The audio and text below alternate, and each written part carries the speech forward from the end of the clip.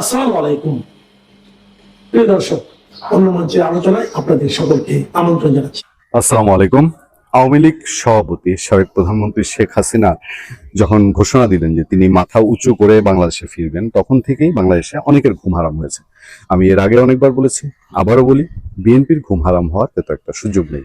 মানে শক্তির দিক থেকে বিএনপি আওয়ামী লীগ প্রায় সমপর্যায়ের দল, সমর্থনের দিক থেকে সমপর্যায়ের দল।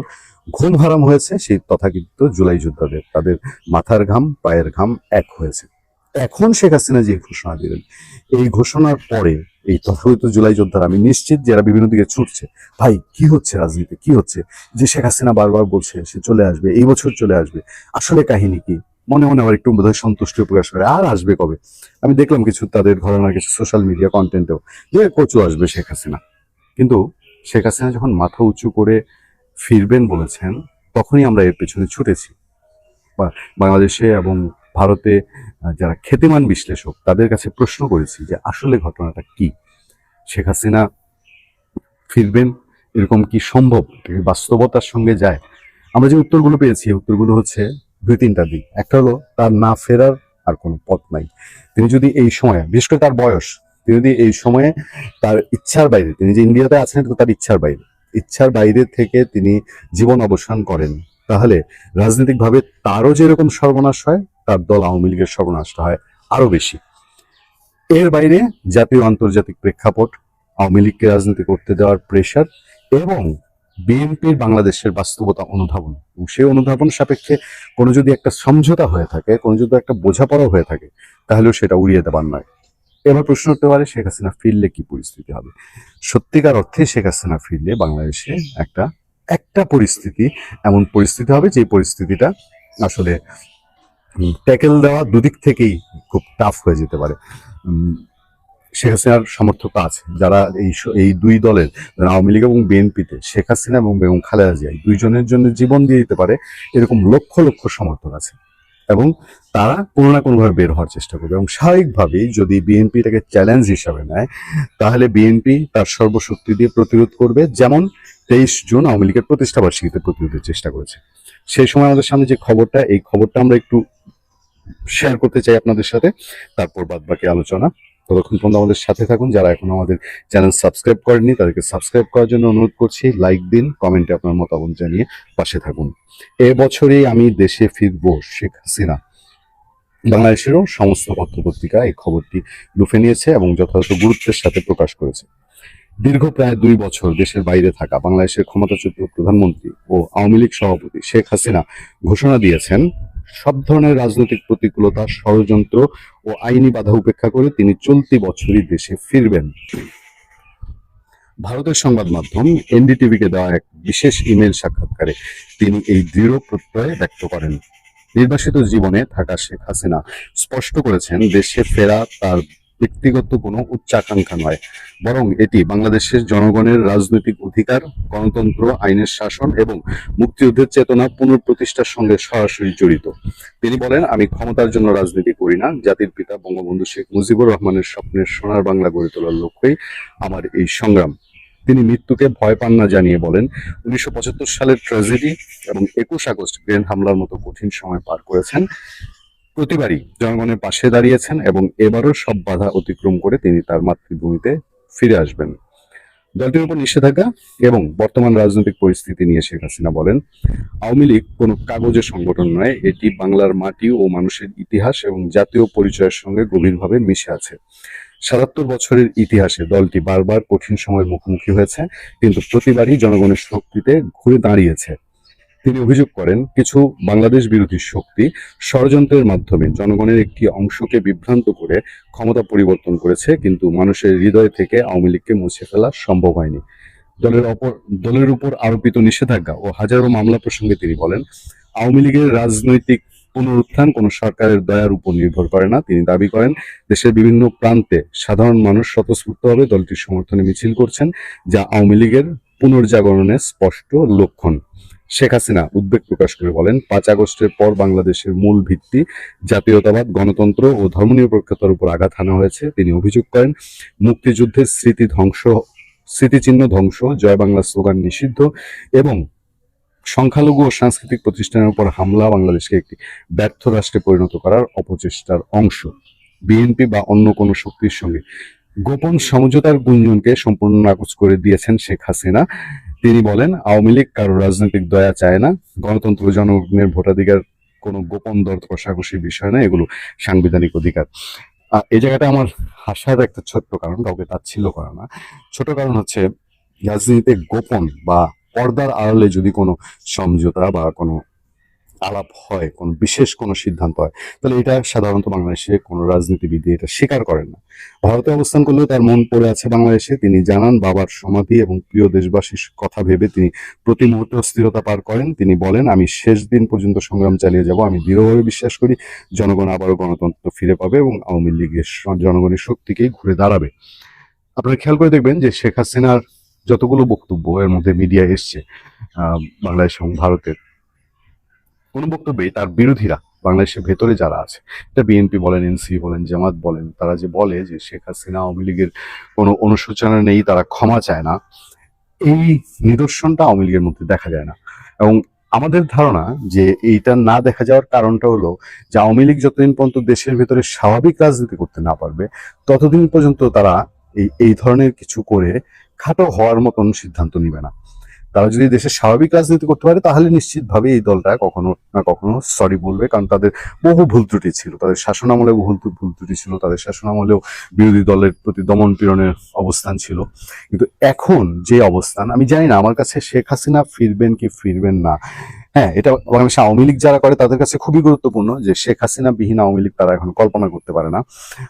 কিন্তু তার চেয়েও তার দল কতটা রাজনীতিতে সক্রিয় হতে পারলো, আওয়ামী লীগ কতটা রাজনীতিতে সক্রিয় হতে পারলো, এইটার সাথে শেখ হাসিনার ফিরে আসার একটা গভীর সম্পর্ক থাকবে। এখন হাতে যেই সময় আছে, বছরের অর্ধেক চলে গেছে, বাকি অর্ধেক সময়ের মধ্যে আওয়ামী লীগ কি তার সেই শক্তি দেখানোর তার তার সেই হিম্মত হবে কিনা, বা সেই সিচুয়েশন বাস্তবতা হবে কিনা, এটা খুবই গুরুত্বপূর্ণ। এখনকার মতো এই যে বিচ্ছিন্ন ছুটে গিয়ে একটা মিছিল করে নিউজ হওয়া যে আওয়ামী লীগ ঝটিকা মিছিল করেছে, এইটা দিয়ে একটা রাজনীতি, এত বড় রাজনৈতিক দল তার স্বাভাবিক রাজনৈতিক প্রক্রিয়ায় ফেরত যেতে পারে না। ফলে আমাদেরকে বোধহয় আরো কিছু সময় অপেক্ষা করতে হবে বা রাজনীতির হালচাল বোঝার জন্য। আজকে বাংলাদেশের মিডিয়া কতটা কি করলো, সাবেক প্রধানমন্ত্রী কিংবা বাংলাদেশ আওয়ামী লীগের সভানেত্রী ভারতে থাকা শেখ হাসিনার দেশে ফেরার খবরটি, সেটি অন্ততপক্ষে বাংলাদেশের মানুষ দেখছে নিশ্চয়ই। অনলাইন খুঁজে বা গণমাধ্যমের বিভিন্ন যে ধারাগুলো, সেগুলো খুঁজে খুঁজে আসলে বাংলাদেশের মিডিয়ায় এই বিষয়টি গুরুত্ব পায়নি, গুরুত্ব না পাওয়ার কথা, বেশিরভাগই কোনো কিছুই ছাপেনি। কিন্তু বিশ্ব মিডিয়া যেন গতকালকে থেকেই শেখ হাসিনার দেশে ফেরার খবরটি নিয়ে রীতিমতো তোলপাড় শুরু করে দিয়েছে। আপনারা যারা অনলাইনে বা বিভিন্ন প্রক্রিয়ায় আন্তর্জাতিক মিডিয়াগুলো ফলো করেন, কিংবা চাইলেই আপনারা ফলো করতে পারেন, দেখতে পারেন, এমন কোনো বড় আন্তর্জাতিক মিডিয়া নেই যেগুলোতে শেখ হাসিনার দেশে ফেরাকে তারা বড় করে, গুরুত্বপূর্ণভাবে, গুরুত্ব সহকারে তারা ট্রিট করেনি, তারা মূল্যায়ন করেনি, তারা জায়গা দেয়নি। অর্থাৎ সবাই শেখ হাসিনার এবারের এই বক্তব্যটিকে ঘিরে, যেটি ভারতীয় গণমাধ্যম আর সবগুলো তো খুব বড় করে ছাপিয়েছে, এনডিটিভিতে দেয়া সাক্ষাৎকারটি সবাই কেন এত গুরুত্বপূর্ণ ভাবে নিল। এর আগেও গত মাসের 17 তারিখে যখন শেখ হাসিনা বলছিলেন যে তিনি দেশে ফিরবেন, যা কিছু হোক, দেশের কারাগার রেডি করতে বলেছেন, তার জন্য প্রয়োজনে সরকার চাইলে ফাঁসির মঞ্চ চাইলে সরকার রেডি রাখতে পারে, এই কথাগুলো বলেছিলেন। এরপরে তখনও কিছু কিছু গণমাধ্যমে বা আন্তর্জাতিক বিভিন্ন গণমাধ্যমে এই খবরগুলো তারা ছাপিয়েছিল গুরুত্ব দিয়ে। কিন্তু এবার যখন তিনি একেবারে স্পেসিফিক করে দিলেন যে যা কিছু থাকুক, তিনি দেশের মানুষের উপর ভরসা রেখে এ বছরেই ফিরবেন, এই যে এ বছরেই তিনি ফিরবেন, এইটিকেই আন্তর্জাতিক মিডিয়া লুফে নিয়েছে একদম গুরুত্বপূর্ণ ভাবে। আপনারা দেখতে পারেন চাইলে যে কোন কোন রয়টার্স থেকে শুরু করে, গালফ নিউজ থেকে শুরু করে অন্য সবকিছু, সব গুলো মিডিয়া, সেগুলোতে আরেকটি বড় পরিবর্তন তারা এনেছে। যেই আন্তর্জাতিক মিডিয়াগুলো 2024-এর 5ই আগস্টের পরে যারা শেখ হাসিনার বাংলাদেশ থেকে ভারতে যাওয়ার ঘটনাটিকে তারা ঠিক ডক্টর ইউনূসের ভাষায়, বা যারা আওয়ামী লীগ বিরোধী কিংবা শেখ হাসিনাকে উৎখাতে যারা জড়িত ছিলেন কিংবা তাদের সমমনা সবার ভাষার সঙ্গে মিলিয়ে শেখ হাসিনার এই বাংলাদেশ থেকে ভারতে পৌঁছার বিষয়টিকে পলাতক হিসেবে বা পালিয়ে যাওয়া হিসেবে ট্রিট করেছিল। বাংলাদেশেরও অনেকগুলো বড়, প্রথম আলো সহ অনেক বড় বড় মিডিয়াই শেখ হাসিনা পালিয়েছেন, শেখ হাসিনা পালিয়ে গেছে, এই যে শব্দগুলো তারা ইউজ করত এবং ডক্টর ইউনূসের ভাষায় কথা বলতো কোন কোন আন্তর্জাতিক মিডিয়া, তারাও এখন সেই জায়গা থেকে সরে গেছে। তারা এখন বলছে, কেউ বলছে ক্ষমতাচ্যুত, কেউ বলছে ভারতে আশ্রিত, কেউ বলছে সাবেক প্রধানমন্ত্রী, বেশিরভাগই এখন সাবেক প্রধানমন্ত্রী হিসেবেই তাকে ট্রিট করছে, হেডলাইনেও তাই। দু একটি মিডিয়া তারা লিখেছে সাবেক প্রধানমন্ত্রী, তারা পলাতক লিখেছে। এর মধ্যে অন্যতম যারা লেখার কথা পাকিস্তানের কোন কোন গণমাধ্যম, তারা সেটি লিখেছে পলাতক হিসেবে শেখ হাসিনাকে ট্রিট করেছে। তো পাকিস্তান তো স্বাভাবিকভাবেই শুধু পলাতক কেন, তারা চাইলে আরো কিছু তারা ভাষা ব্যবহার করতে পারে, ভাষার প্রয়োগ করতে পারে। কিন্তু বেশিরভাগ আপনারা একটু খুঁজে দেখতে পারেন, এখন আর কেউ শেখ হাসিনাকে পলাতক হিসেবে, শেখ হাসিনার ভারতে পালিয়ে যাওয়া, এইটি তারা কেউ আর বলছে না। কারণ সবার কাছে পরিষ্কার হয়ে গেছে যে শেখ হাসিনা যেই প্রক্রিয়ায়, রাষ্ট্রীয় প্রক্রিয়ার মধ্য দিয়ে বাংলাদেশের সেনাবাহিনী বা নিরাপত্তা বাহিনীর সর্বোচ্চ পদক্ষেপের মধ্য দিয়ে ভারতে পৌঁছে গেছেন, ভারতে তাকে পৌঁছে দেওয়া হয়েছে, এটিকে এখন আর কেউ পলাতক হিসেবে দেখছে না। এবং এটি বাংলাদেশের ওই যেই মিডিয়া আর সম্পাদকরা আগে এটিকে বলতো, তাদেরও কেউ কেউ এখন ইন্টারভিউতে দেখেছি, তারা বলেছে যে আসলে শেখ হাসিনার বাংলাদেশ থেকে ভারত পৌঁছানো, এইটা পলাতক হিসাবে বলা যাবে না। কারণ কেউ রাষ্ট্রীয় সুবিধা, রাষ্ট্রীয় প্রোটোকল মেনে একেবারে রাষ্ট্রীয় নিরাপত্তা বাহিনীর মাধ্যমে এক জায়গা থেকে আরেক জায়গায় যখন যায় এবং সেটি যখন ফলাও করে প্রচার হয়, সেটিকে কোনোভাবে পলাতক বলে ট্রিট করা যে যায় না। এটি এখন সবাই পরিষ্কার হয়ে গেছে, সবাই বুঝে গেছে যে কিভাবে, কেন, কারা তাকে ভারতে পৌঁছে দিয়েছে। তো এই জায়গায় বাংলাদেশের মিডিয়া এখনো কি তাদের এই খবর ছাপার ক্ষেত্রে সরকারের যে একটা নিষেধাজ্ঞা কিংবা সরকারের যে এক ধরনের লাল চক্ষুর ব্যাপার, সেগুলো তারা এখনো কি কাটাতে পারছে না, কাটাতে চায় না, নাকি তাদের ভিতরেই আসলে ওই জিনিসটা রয়েছে, তারা কোনোভাবেই চায় না ওই যে এনসিপি, ডক্টর ইউনূস কিংবা আরো অনেকের মতো, বিএনপি, জামাতের তাদের মতো, যে না, শেখ হাসিনা আসলে তাদের জন্য বিপদ হতে পারে। অর্থাৎ তারা যে কাণ্ডটি 5ই আগস্ট 24-এ ঘটিয়েছে, সেটির অংশীদার যেই যেই মিডিয়াগুলো, যেই যেই সাংবাদিকরা, যারা যারা এর সঙ্গে সম্পৃক্ত ছিলেন, তারা কি আসলে ভীত সন্ত্রস্ত হয়েই শেখ হাসিনার এই নিউজটিকে তারা চাপিয়ে গোপন রেখেছেন কিনা, তারা না ছাপার পক্ষে সিদ্ধান্ত নিয়ে রেখেছেন কিনা, সেটিও গণমাধ্যমের ভেতরে থেকেই গণমাধ্যমেমের প্রতি এক এক ধরনের নিপীড়ন কিনা। অর্থাৎ স্বপ্রণোদিত ভাবে তারা এই সেন্সরশিপটা করে এটিকে তারা এক ধরনের একজন রাজনৈতিক নেতা বা নেত্রীর উপরে তারা নিপীড়ন চালাচ্ছেন কিনা, গণমাধ্যমকে অস্ত্র হিসেবে ব্যবহার করে, এটি কিন্তু এখন বড় প্রশ্ন হয়ে দেখা দিয়েছে।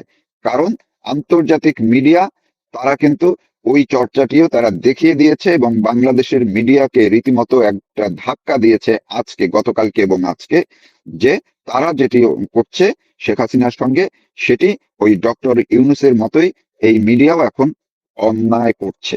এখান থেকে তাদের যে সরে আসার দরকার, সরে আসা যে নীতি নৈতিকতার কারণেই মিডিয়ার বা জার্নালিস্টিক এক ধরনের সুবিচারের মাধ্যমেই যে এটি তাদের করা উচিত, শেখ হাসিনার নিউজ, তার বক্তব্য, সেগুলো যে ছাপানো দরকার, সেটি কিন্তু আন্তর্জাতিক মিডিয়া দেখিয়ে দিয়েছে। সবাইকে ধন্যবাদ। যদি ফেরত নেন তাহলে তারা হজম করবে কি করে? কতদিন জেলে রাখবে শেখ হাসিনাকে? ফাঁসিতে ঝুলাতে পারবে বলে আমার মনে হয় না। এখন কি হয় কে জানে, বাংলাদেশে অনেক কিছু হয়েছে যেগুলো 6 মাস আগেও কারো মনে হয়নি যেটা হবে। একজন প্রাক্তন প্রধানমন্ত্রীকে, বিশেষ করে শেখ হাসিনার মতো প্রধানমন্ত্রীকে ফাঁসিতে ঝোলানো এত সহজ ব্যাপার না। আর তিনি যদি দেশে ফেরেন এবং তারপরে যদি তাকে ফাঁসি দেওয়া হয়, তাহলে কিন্তু আন্তর্জাতিক ভাবেও কিন্তু জিনিসটা ভালো চোখে দেখা হবে না। সরকারের মনোভাবটা খুব মানে পরিষ্কার বোঝা যাচ্ছে না। আমার মনে হয় সরকার একটু দোদুল্যমান অবস্থা আছে এই বিষয়ে। আমি দেখলাম যে শেখ হাসিনার সাক্ষাৎকারে তিনি ওইদিকে একটা আভাস দিয়েছেন, কারণ তিনি মানে তিনি কি করছেন এখন সেই জিনিস ব্যাখ্যা করতে গিয়ে তিনি এক জায়গায় বলেছেন যে আন্তর্জাতিক সম্প্রদায়ের সাথে তার যোগাযোগ তিনি বজায় রাখছেন। মিস্টার ত্রিবেদী আলাপ করবেন না, এটা আমি ভাবতেই পারবো না। আরেকটা মজার জিনিস হলো যে ভারতে যে আমেরিকান রাষ্ট্রদূত আছেন, 2 মাস আগে আমি হয়তো বলতাম যে না, আমেরিকা এই ভারত বাংলাদেশ সম্পর্কে নাক গলাবে না, কিন্তু এই অভিনন্দন দেখে মনে হলো যে এটা একটা নাক গলানোর মতোই একটা ব্যাপার। অবশ্যই এখন সারা দেশে আলোচনা হচ্ছে, আন্তর্জাতিক গণমাধ্যমেও নানান ভাবে এসেছে। ভারতের প্রভাবশালী গণমাধ্যম এনডিটিভি কে শেখ হাসিনা একটি এক্সক্লুসিভ সাক্ষাৎকার দিয়েছে, আপনি নিশ্চয়ই দেখেছেন। সেখানে তিনি এই বছরের মধ্যে দেশে ফেরার কথা বলেছেন। এর আগেও তিনি দেশে ফেরার কথা বলেছেন, কিন্তু টাইম ফ্রেম বেঁধে দিয়ে নয়। আপনার কি মনে হয় যে আগে যতবার দেশে ফেরার কথা তিনি বলেছেন আর এবারকার তার যে ঘোষণা তার মধ্যে সিগনিফিকেন্টলি কোনো পার্থক্য রয়েছে? আমি পুরো ইন্টারভিউটা পড়ে, কারণ এটা তো একটা ইমেলের মাধ্যমে ইন্টারভিউটা হয়েছিল, সেই ইন্টারভিউটা পড়ে যেটা দেখলাম যে ওখানে 2টা লাইন আছে খুব গুরুত্বপূর্ণ। একটা আপনি যেটা বলছেন যে উনি বলছেন যে তিনি এই বছরেই দেশে ফিরবেন। তো এই বছরেই এরকম একটা স্পেসিফিক টাইম ফ্রেম, এখন তো আমরা জুন মাসের শেষ প্রান্তে চলে এসেছি, বছরের অর্ধেক বাকি আছে। তো এই এই এত মানে টাইম ফ্রেম আগে কখনো দিয়েছেন কিনা আমার মনে নেই। মানে ঘটনা তো 2 বছর, তার চেয়ে বেশি না। কাজেই এটা একটু সিগনিফিক্যান্ট এই কারণে যে তিনি কেন এত স্পেসিফিক বলছেন যে এই বছরেই তিনি ফিরবেন। তিনি বলতে পারতেন যে আমি ফিরবো যখন পরিবেশ থাকবে, আগে যেটা বলেছেন, যখন গণতান্ত্রিক পরিবেশ থাকবে, যখন ফেরার পরিবেশ থাকবে তখন ফিরবেন, এই ধরনের কথা তিনি আগে বলেছেন। কিন্তু এইবার বলছেন যে এই সময় তিনি ফিরবেন। আচ্ছা, দ্বিতীয় কথা যেটা বলেছেন সেটা হচ্ছে যে তিনি আহ্বান জানিয়েছেন বর্তমান সরকারের প্রতি যে আওয়ামী লীগের উপর যাতে নিষেধাজ্ঞা তুলে নেওয়া হয়, তাদের উপর আরোপ করা বিভিন্ন ভুয়া মামলা তুলে নেওয়া হয় এবং তাদের নেতা কর্মীদের যাতে মানে স্বাধীনভাবে রাজনীতি করতে দেওয়া হয়। এটা না হলে তিনি বলছেন যে আওয়ামী লীগ অন্য পথ বেছে নেবে, যেটা একটু মানে তিনি ব্যাখ্যা করেননি কি পথ বেছে নেবে, কিন্তু এটা এক ধরনের একটা অন্য পথ কি হতে পারে রাজনীতিতে। আপনি যদি প্রকাশ্যে গণতান্ত্রিক পথে, নিয়মতান্ত্রিক পথে রাজনীতি না করতে পারেন, তাহলে আপনার মানে রাজনীতি করার অন্য পথটা কি, সেটা না হয় পরের কথা। কিন্তু তিনি যে ফিরবেন, এই কথাটা বলার পেছনে একটা কারণ হতে পারে যে তিনি সিদ্ধান্ত নিয়েছেন যে তিনি বাংলাদেশে গিয়ে কারাবরণ করবেন। কারণ এখানে বাংলাদেশে ফিরে তিনি কারাগারে যাবেন না এইরকম পরিস্থিতি বাংলাদেশে নেই। এখন প্রশ্ন হচ্ছে যে আন্তর্জাতিক অপরাধ ট্রাইব্যুনালে তার বিরুদ্ধে যে মামলা হয়েছিল এবং যে মামলার রায় তাকে যে ফাঁসির আদেশ দেওয়া হয়েছে, সেই ফাঁসির আদেশ বিএনপি সরকার কার্যকর করবে কিনা, এটা একটা বড় প্রশ্ন। এখন তিনি নিশ্চয়ই ফাঁসিতে ঝোলার জন্য বাংলাদেশে ফিরবেন না, এটা কেউ করবে না। এটা তো একটা বোকামি হবে যদি কেউ মনে করে যে তিনি ফাঁসিতে ঝোলার জন্য আসছেন। তো হয় তিনি আসছেন এই আশ্বাসে যে তাকে ফাঁসি দেওয়া হবে না, কিন্তু সেই ধরনের কোনো আশ্বাস পেতে হলে যে ধরনের আলোচনা দরকার, পর্দার আড়ালে যে ধরনের আলোচনা দরকার, সে ধরনের কোনো আলোচনা হয়েছে বলে মনে হয় না। কারণ শেখ হাসিনা নিজেই বলছেন যে তারা কোনো সিক্রেট ডিল তিনি করবেন না, তিনি যা করার, যা কথাবার্তা বলার প্রকাশ্যে করবেন। তো সিক্রেট ডিল যদি না হয় তাহলে তিনি ফিরবেন, ব্যাপারটা একটু আমার কাছে খটকা লাগছে।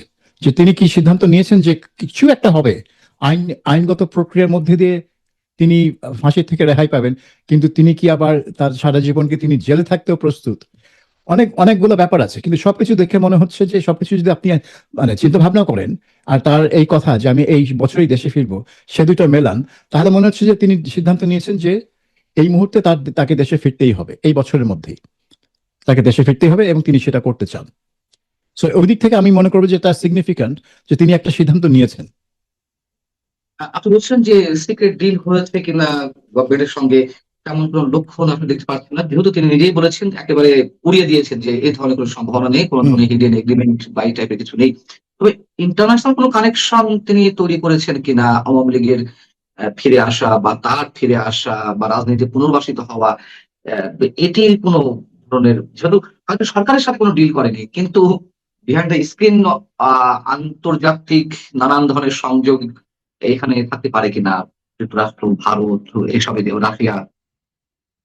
আমি দেখলাম যে শেখ হাসিনার সাক্ষাৎকারে তিনি ওইদিকে একটা আভাস দিয়েছেন, কারণ মানে তিনি কি করছেন এখন সেই জিনিস ব্যাখ্যা করতে গিয়ে তিনি এক জায়গায় বলেছেন যে আন্তর্জাতিক সম্প্রদায়ের সাথে তার যোগাযোগ তিনি বজায় রাখছেন এবং আন্তর্জাতিক সম্প্রদায়কে তিনি মানে বলতে পারেন লবি করছেন আওয়ামী লীগের পক্ষে, যে আওয়ামী লীগকে রাজনীতিতে ফিরতে দেওয়া উচিত, এই ধরনের একটা কাজ তিনি করছেন। তো এটা তিনি নিজেই বলেছেন সেই সাক্ষাৎকারে।